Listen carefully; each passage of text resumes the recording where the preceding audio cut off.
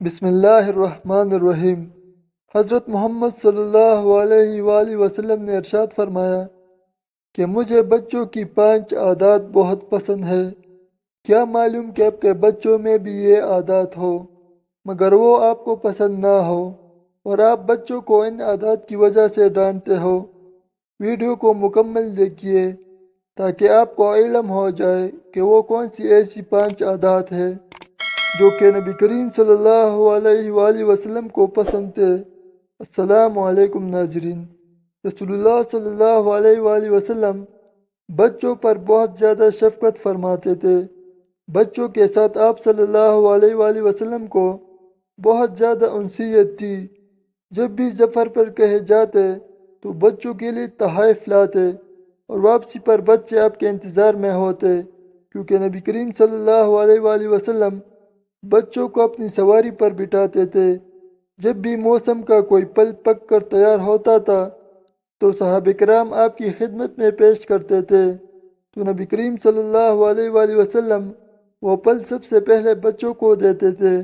اس کے علاوہ نبی کریم صلی اللہ علیہ وآلہ وسلم اپنے نوازوں حضرت حسن اور حسین رضی اللہ تعالیٰ عنہ سے بے حد پیار کیا کرتے تھے۔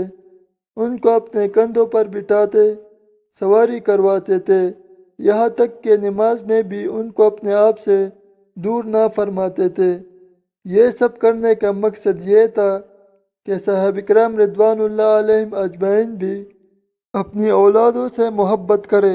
ناظرین اکرام، ویسے تو نبی کریم صلی اللہ علیہ وآلہ وسلم کو بچوں سے بہت لگاؤ تھا، لیکن بچوں کی 5 عادتیں آپ کو بہت پسند تھے۔ وہ 5 عادتیں کون سی ہے؟ نمبر 1، وہ رو رو کر مانگتے ہیں اور اپنی بات منوا لیتے ہیں۔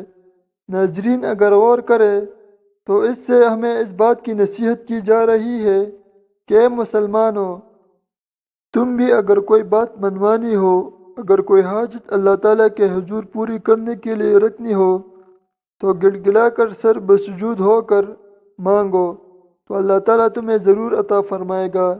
جیسا کہ بچے بھی کسی چیز کی ضد کرتے ہیں تو نہ ملنے پر روتے ہیں اور رو رو کر وہ چیز حاصل کر لیتے ہیں، اس لیے ہمیں بھی اپنی ضروریات کے لیے اللہ تعالیٰ سے گڑ گڑا کر مانگنا چاہیے۔ نمبر 2، بچے مٹی سے کھیلتے رہتے ہیں، مطلب کہ غرور کو حق میں ملا دیتے ہیں۔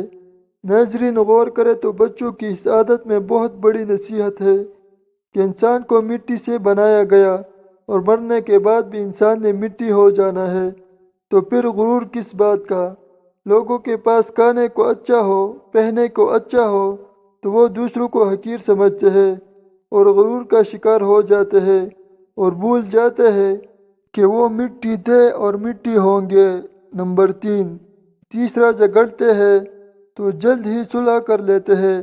ناظرین اس عادت میں بھی ایک نصیحت پنہاں ہے کہ لڑائی جھگڑا اگر کسی سے ہو بھی جائے تو اسے ساری زندگی کا مسئلہ نہیں بنا لینا چاہیے، بلکہ اس کے بعد صلح صفائی کر لینی چاہیے۔ ایسا نہ ہو کہ وہ لڑائی جھگڑا آپ کی نسلوں تک منتقل ہو جائے۔ لہٰذا بچوں کی اس عادت میں بھی ہمارے لیے ایک سبق ہے، اس لیے نبی کریم صلی اللہ علیہ وآلہ وسلم کو بچوں کی یہ عادت بھی بہت پسند تھی۔ نمبر 4، بچے مل جل کر کھاتے ہیں اور زیادہ جمع کرنے کی حرص نہیں کرتے۔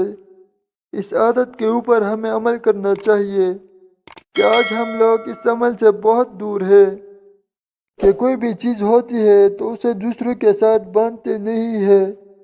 مل بانٹ کر کھانے سے پیار محبت بڑھتا اور برکت ہوتی ہے، لیکن افسوس کہ آج کل کے والدین بچوں کو اس عادت سے بھی دور کر رہے ہیں اور ان کو دوسروں کے ساتھ مل کر کھانے سے منع کرتے ہیں، اور ساتھ ساتھ ہم لوگ مال و دولت جمع کرتے رہتے ہیں۔ اپنی دولت کو اپنی اولادوں پر خرچ کریں، انہیں بہتر کھانے کو اور پہننے کو دے۔ نمبر 5، مٹی سے گھر بناتے ہیں اور بنا کر گرا دیتے ہیں، یعنی یہ بتلاتے ہیں کہ یہ دنیا فانی ہے اور اس نے ایک دن ختم ہو جانا ہے۔ بچوں کی اس عادت سے بھی ہمیں نصیحت ملتی ہے کہ آج ہم نے آخرت کو بھلا دیا ہے اور ساری محبت دنیا کے لیے وقف کر رکھی ہے۔ آج ہماری ساری توجہ گھر بار مال و دولت بنانے پر ہے، لیکن اس دنیا کی زندگی کا دوران اتنا ہے جیسا کہ بچے گھر بنا کر پھر اسے گرا دیتے ہیں۔ اللہ تعالی ہم سب کو ہدایت عطا فرمائے اور نیکی کرنے کی توفیق دے، آمین۔ ناظرین، اگر آپ کو ہماری ویڈیو اچھی لگی ہو تو اسے لائک کریں اور مزید ایسی اسلامی ویڈیو کے لیے ہمارے چینل کو لازمی سبسکرائب کریں۔ شکریہ۔